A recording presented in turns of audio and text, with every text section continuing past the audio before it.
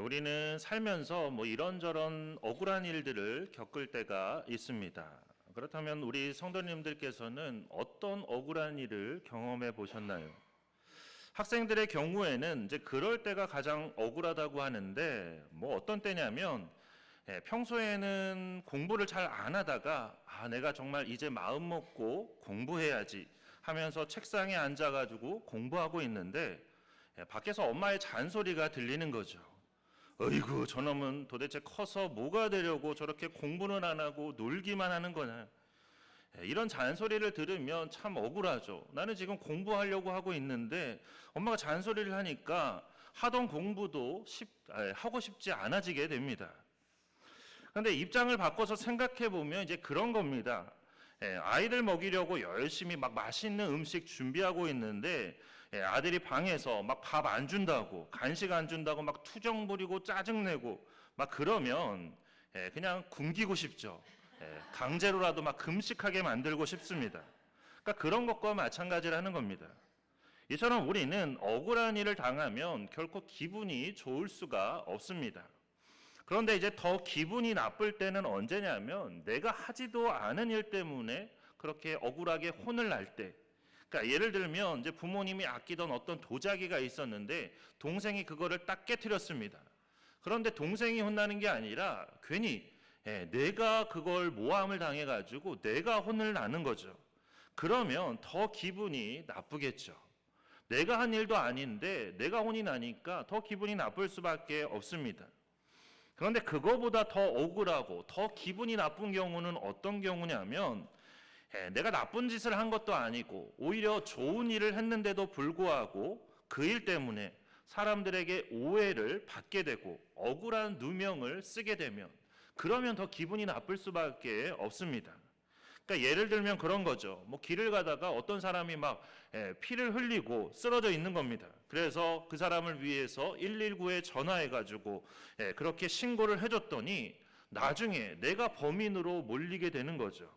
그러면 그것만큼 억울하고 기분 나쁜 일이 없겠죠. 아마 하나님을 원망하며 다시는 나는 저런 좋은 일을 안 하겠다 이렇게 다짐할지도 모릅니다. 그런데 오늘 본문에 나오는 바울은 그렇지 않았습니다. 바울도 마찬가지로 억울한 누명을 썼지만 바울은 그렇게 하지 않았다는 것이죠. 오늘 본문에서 보듯이 바울은 여러 지방에서 복음을 그렇게 전한 것 때문에 그것 때문에 이제 유대인들에게 많은 미움을 받았습니다. 그래서 그들로 인해서 자신이 하지도 않은 일을 했다는 그런 억울한 누명을 쓰게 되었습니다.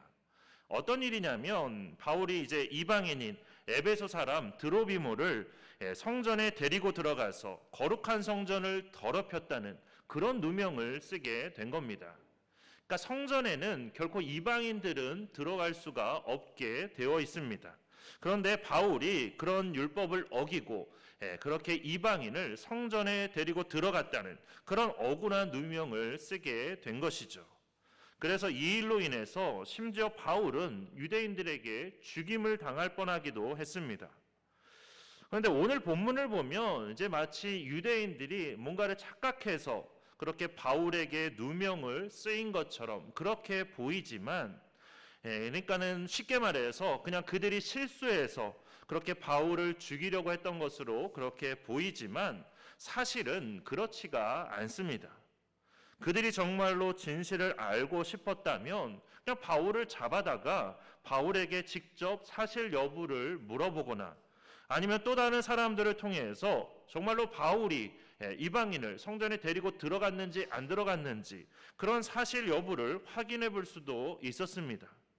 하지만 그들에게 있어서 바울이 그렇게 이방인을 데리고 들어갔냐 안 들어갔냐 그것이 사실이냐 아니냐 그거는 그들에게 있어서는 중요한 게 아니었습니다. 그냥 바울을 죽일 수 있는 그런 빌미만 있으면 되는 거였습니다. 그래서 오죽하면 천부장이 이제 바울을 결박한 후에 사람들에게 질문을 하죠. 이 사람이 누구이며 도대체 무슨 일을 했기에 이 사람을 이렇게 죽이려고 하는 거냐? 그렇게 묻자 사람들이 서로 하는 말이 다 달랐습니다. 어떤 이들은 이런 말로, 어떤 이들은 저런 말로 이렇게 서로 꽥꽥대며 소리만 시끄럽게 지를 뿐 도대체 누구도 바울이 정말 그랬냐 안 그랬냐 그거에는 관심이 없었습니다. 그런데 중요한 건 왜 그렇게까지 하면서 왜 그렇게 거짓말까지 하면서 바울에게 누명을 씌우려고 했느냐 하는 거죠. 그 이유가 뭐냐면 그게 바로 바울을 직접 죽일 수 있는 유일한 방법이었기 때문입니다. 그러니까 당시 유대인들에게는 사람을 죽일 수 있는, 그러니까 사람을 사형에 처할 수 있는 그런 권한이 없었습니다. 그러니까 당시 이스라엘을 지배하던 로마가 그들에게 그런 권한을 주지를 않았던 겁니다. 하지만 딱 하나 예외가 있었는데 그게 뭐냐면 바로 성전 모독죄입니다. 그러니까 로마 사람들도 유대인들이 그 성전을 얼마나 소중하게 여기는지, 얼마나 거룩하게 생각하는지를 너무나 잘 알고 있었기 때문에 그래서 성전을 침해하는 자는 그 누구라 해도 직접 처형할 수 있는 그런 권한을 줬습니다. 그래서 그들은 이걸 이용해서 바울을 그렇게 죽이고자 거짓말을 했던 것입니다. 그런데 바울은 그런 억울한 누명을 쓰고 그렇게 유대인들에게 죽임을 당할 뻔하면서도 그것 때문에 하나님을 원망하거나 자신이 그동안 해왔던 일들을 후회하지 않았습니다. 오히려 37절에서 40절 말씀을 보면 그런 상황에서도 오히려 계속해서 유대인들에게 복음을 전하려고 하는 그런 바울의 모습을 우리가 보게 됩니다. 그러니까 참 놀랍죠. 지금까지 그렇게 복음을 전한 것 때문에 그렇게 죽임을 당할 뻔했으면서도 계속해서 그것도 심지어 유대인들을 대상으로 복음을 전하고자 최선을 다하고 있는 것입니다. 바울은 이러한 모습을 통해서 진정한 신앙인의 모습이 어떠해야 하는지를 우리에게 보여주고 있는 것입니다. 어느 목사님의 군대 훈련소 시절 이야기를 듣게 되었습니다. 그러니까 훈련소에서 한 주간 동안 아주 모진 훈련을 마치고 이제 처음 영회에 지어 있는 그 군인교회에 가서 예배를 드리던 날 정말 주체할 수 없을 정도로 눈물을 흘리면서 감격스러운 예배를 드리셨다고 합니다. 그러니까 저도 생각해 보니까 군대에 있을 때, 훈련소에 있을 때 저도 그랬던 것 같아요. 그래서 처음 훈련을 받다가 처음 교회에 가게 되었을 때 그냥 뭐 제가 울고 싶어서 우는 게 아니라 그냥 가서 앉아 있고 막 찬양하는데 그냥 눈물이 납니다. 저뿐만 아니라 거기에 모여 있는 군인들 다 마찬가지로 그렇게 다 눈물을 흘립니다. 찬양을 하면서 눈물을 흘리면서 찬양을 마치 군과 같이 막 부르면서 엄청나게 열광적으로 막 찬양하고 눈물을 흘리면서 그렇게 예배를 드립니다. 그런데 문제는 눈물을 너무나 흘려서 그런 건지 그냥 설교 시간만 되면 다 자고 있어요.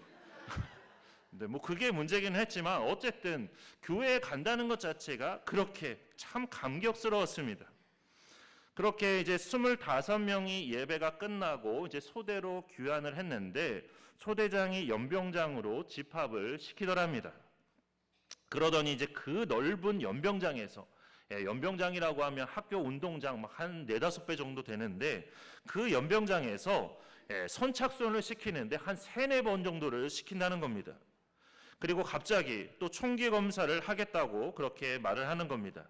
그러더니 총기 검사를 하면서 예배드린 사람만 이렇게 딱딱 집어내면서 총기 분량으로 연병장에 또다시 데리고 나가서 얼마나 심한 얼차려를 주는지 다들 너무너무 마음이 힘들었다는 겁니다. 그러니까 예배를 드리고 와서 예배드린 것 때문에 그렇게 얼차려를 받으니 마음이 힘들 수밖에 없었던 것이죠. 결국 다음 주일에는 예배 드리러 갈 사람 나오라고 했더니 전주에는 25명이었는데 그 중에서 15명이 빠지고 이제 10명이 나왔답니다. 그러니까 벌써 느낌이 있는 거죠. 그래서 15명은 그렇게 빠져나간 겁니다. 그렇게 10명이 가서 예배를 드리고 왔는데 이번에는 또 관물대 검사를 하겠다고 다 앉혀놓고는 꼭 예배 드린 사람만 이렇게 딱딱 집어내는 겁니다. 그러더니 추운 겨울에 팬티바람에 연병장에 불러내고는 너무너무 어렵고 힘든 그런 얼차려를 또 주더랍니다. 그렇게 3번째 주일에 또 예배 드리러 갈 사람 나오라고 했더니 이번에는 5명이 나왔답니다. 그리고 예배를 드리고 왔더니 막 작업을 시키는데 그 5명을 데리고 막 밤 늦게까지 작업을 시키더랍니다. 그래서 이제 다음 주 4번째 주일이 돼서 예배 드리러 갈 사람 나오라고 했더니 이제 그 목사님을 포함해서 다른 1명까지 총 2명이 나왔답니다. 그러니까 주위에 있는 그 동료들이 모두 다 전부 근심 어린 눈으로, 그리고 아주 불쌍히 여기는 그런 눈으로 쳐다보고 있는데, 그때 소대장이 그런 이야기를 하더랍니다. 이 2사람은 이제부터 일요일에 교회 가서 저녁 예배까지 교회에 있어도 된다. 그리고 이제 일과 끝나면 언제든지 교회 가도 좋다. 왜냐? 진짜 예수 믿는 사람이니까. 그래서 그때부터 정말 너무너무 편하게 군대에서 그렇게 신앙생활 잘하면서 결국 그 2사람이 모두 다 목사님이 되셨다고 그렇게 하는 이야기를 들었습니다. 저는 이 이야기를 들으면서 마치 요한계시록에 나오는 최후의 심판이 있기 전에 있을 그런 환란의 모습이 떠올랐습니다. 이 정도 일에도 이렇게 신앙을 포기하는 사람들이 그렇게 많다면 과연 최후의 심판이 있게 될 그 마지막 환란 때에는 과연 얼마나 사람들이 남아있게 될까? 끝까지 신앙을 지키는 사람들이 과연 얼마나 될까? 과연 나는 어떤 모습일까? 이런저런 생각들을 좀 하게 되었습니다.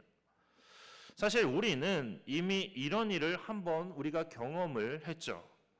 얼마 전에 있었던 코로나19 사태가 그렇습니다. 코로나19로 인해서 많은 사람이, 특히 많은 젊은 층들이 교회를 떠나는 그런 안타까운 일이 있었습니다. 그런데 과학자들은 다 똑같이 하는 말이 그런 말이죠. 이런 코로나19와 같은 그런 사태가 또다시 발생할 수 있다고, 그것도 훨씬 더 무섭고 강력한 그런 사태가 벌어질 수 있다고 그렇게 경고하고 있습니다. 그런데 저는 바이러스 때문에 죽고 사는 것, 그것 때문에 안타까운 게 아니라 오히려 그런 것들 때문에 많은 사람이 믿음을 버리고 포기하는 것, 그게 더 안타깝습니다. 그러니까 우리가 바이러스 때문에 죽냐 아니면 나중에 죽냐, 죽고 사는 거야 누군가 언젠가 한 번은 반드시 죽는 거지만, 그러나 천국에 가느냐 못 가느냐는 절대로 그렇지가 않죠. 한 번 그것이 심판대 앞에서 결정이 되면 2번의 기회는 없습니다. 그렇기 때문에 그렇게 신앙을 포기하는 그 일들이 더 안타까운 겁니다. 그런데 앞서도 말씀드린 것처럼 바울은 그런 환난의 순간에도, 그것도 하지도 않은 일을 했다고 억울한 누명을 쓰면서까지도 그렇게 믿음을 포기하지 않았다는 거죠. 오히려 그걸 기회로 삼아서 어떻게든지 유대인들에게 복음을 전하려고 했습니다. 그렇다면 바울은 도대체 어떻게 그럴 수 있었던 걸까요? 어떻게 그렇게 당황하지도 않고 두려워하지도 않고 오히려 그렇게 단단할 수 있었던 걸까요? 어떻게 그렇게 담대하게 복음을 전할 수 있었냐 하는 것입니다. 그건 바로 하나님께서 이미 바울의 마음을 준비시키셨기 때문입니다. 성령께서 이미 많은 사람을 통해서 예언을 주셨죠. 바울이 예루살렘에 가면 결박을 당하고 환난을 당할 것이라고 그렇게 미리 알려주셨습니다. 그러면서 바울의 마음을 이미 준비시키셨기 때문에, 그렇기 때문에 그렇게 당황하지 않고 두려워하지 않고 오히려 담대하게 복음을 전할 수 있었던 것입니다. 하나님께서는 우리의 마음도 그렇게 준비시키고 계십니다. 그래서 마태복음 5장 10절과 12절을 통해서 우리에게 이렇게 말씀하십니다. 우리 함께 마태복음 5장 10절과 10절에서 12절 말씀을 함께 보도록 하겠습니다. 중요한 말씀이고 잘 아는 말씀이지만 우리 다시 한번 보도록 하겠습니다. 신약성경 5쪽입니다. 마태복음 5장 10절에서 12절 말씀입니다. 우리 한 목소리로 같이 읽도록 하겠습니다. 의를 위하여 박해를 받는 자는 복이 있나니 천국이 그들의 것입니다. 나로 말미암아 너희를 욕하고 박해하고 거짓으로 너희를 거슬러 모든 악한 말을 할 때에는 너희에게 복이 있나니 기뻐하고 즐거워하라. 하늘에서 너희의 상이 큼이라. 너희 전에 있던 선지자들도 이같이 박해하였느니라. 아멘. 우리가 믿음 안에서 살아간다고 해서 우리의 삶이 항상 장밋빛 인생이나 평탄한 인생이 되는 것이 아니라는 거죠. 오히려 우리는 믿음 때문에 억울한 일을 당하고 믿음 때문에 핍박을 받기도 한다는 말씀입니다. 하지만 주님은 오히려 그때 우리에게 복이 임한다고 그렇게 말씀하고 계십니다. 우리가 이번 다니엘 기도회에 참여하면서 우리가 많은 분들의 간증을 들었는데 그 간증의 내용은 저마다 다 다르지만 그러나 그분들이 공통적으로 하는 이야기가 있죠. 그 이야기 한 가지는 뭐냐면 자신이 겪는 어려움과 환난 그리고 그 고난이 오히려 하나님의 가장 크신 은혜를 체험하는 그런 축복의 순간이었다라는 것입니다. 모든 분들이 다 동일하게 그런 말씀을 하셨죠. 가끔 어떤 젊은이들은 나는 그런 은혜와 축복은 필요 없습니다. 그러면서 그런 은혜와 축복은 바라지도 않으니까 그냥 대신에 어려움도 없이 고난도 없이 그냥 평탄하게 믿었으면 좋겠습니다. 이렇게 말하는 그런 젊은이들이 있습니다. 하지만 그건 그냥 본인의 바람일 뿐 결코 그렇게 될 수도 없거니와 그렇게 평탄하게 믿겠다는 것은 사실 믿지 않겠다는 말씀과 같은 뜻입니다. 그러니까 하나님을 믿는다면 하나님의 말씀을 믿는 것이고 그 말씀에 순종하는 것, 그게 바로 믿음이지 그냥 내가 믿고 싶은 대로 믿는 것은 진정한 믿음이 아니기 때문입니다. 그래서 바울은 고린도후서 15장 5절에서 이렇게 말했습니다. 고린도후서 13장 5절 말씀을 제가 한번 쉬운 성경으로 읽어드리도록 하겠습니다. 여러분은 자신이 믿음 안에 있는지 점검하고 자신을 시험해 보십시오. 예수 그리스도께서 여러분 안에 계신다는 사실을 알지 못합니까? 이것을 모르면 여러분은 시험에서 불합격한 사람들입니다. 그러니까 우리가 진정한 신앙인이라면 정말로 하나님의 은혜와 축복을 사모하고 하나님 나라인 천국을 우리가 정말로 소망한다면 우리도 이제 믿음으로 마음의 준비를 해야 한다는 것입니다. 앞으로 우리의 삶에 어떤 환난과 핍박이 오더라도 그건 이상한 게 아니라 그냥 당연한 것이고 그런 상황에서도 끝까지 믿음을 지키며 하나님 나라를 위해서 내가 살아가겠다는 그런 마음의 준비를 우리가 해야 한다는 것입니다. 그뿐만 아니라 하나님께서 우리에게 어떤 일을 맡기시며 우리에게 어떤 사명을 주실 때 그 일을 하는 것이 힘들고 어려울 수도 있습니다. 하지만 힘들고 어렵더라도 그 일을 위해서 우리가 최선을 다해야 하는 것이죠. 나를 위해서 모든 것 다 내어주신 생명까지 내어주신 주님께서 우리에게 맡기신 일이기 때문에 우리가 포기하지 않고 끝까지 최선을 다해야 하는 것입니다. 그리고 사실 하나님께서는 우리에게 어떤 사명을 주실 때 그 사명을 감당할 수 있는 능력도 주시고 모든 상황과 여건도 우리에게 다 허락해 주십니다. 그러니까 우리가 그것을 믿기만 하면 그 모든 어떤 주어진 사명도 다 잘 감당할 수 있는데 우리가 자꾸만 그걸 믿지를 못하니까 그렇게 사명을 감당하다가도 중간에 포기하고 그렇게 사명을 저버리는 그런 일들이 발생하는 것이죠. 그런데 그런 믿음 없는 행동은 마치 하나님을 그냥 건달처럼 생각하는 것과 똑같습니다. 그러니까 학교에 보면 일진들 막 건달들이 그러죠. 빵 사오라고 그렇게 이야기하면서 100원 주거나 아예 돈을 안 주죠. 그래서 돈은 어딨냐 그러면 네가 알아서 사오라고 그렇게 이야기를 하죠. 하나님은 그런 분이 아닙니다. 우리에게 어떤 사역을 맡기시면서 그냥 네가 알아서 감당해라 그렇게 하시는 분이 아니라는 거죠. 그 사역을 감당할 수 있는 힘도 능력도 주시는 분이라는 겁니다. 우리가 그런 하나님을 믿고 의지해야 한다는 것이죠.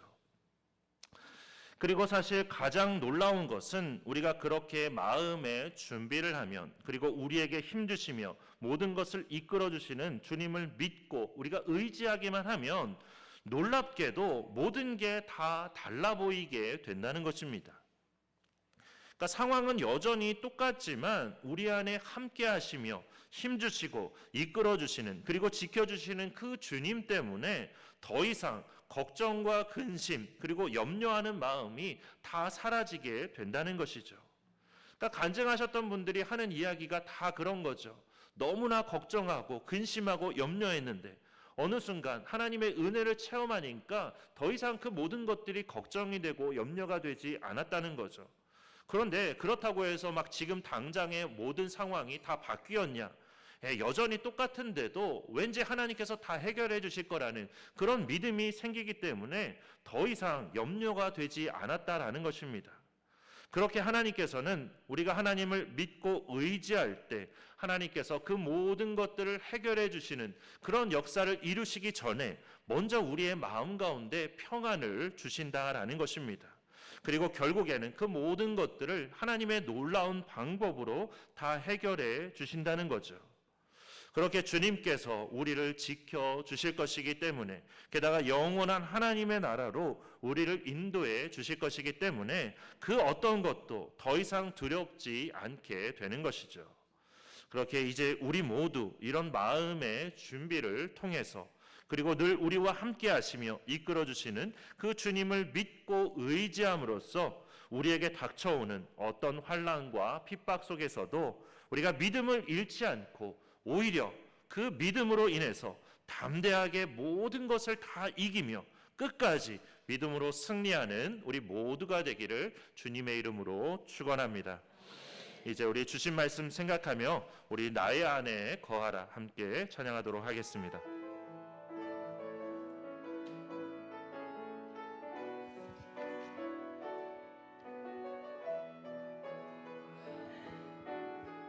나의 안에 거하라, 나의 안에 거하라. 나는 내 하나님이니 모든 환난 가운데 너를 지키는 자라.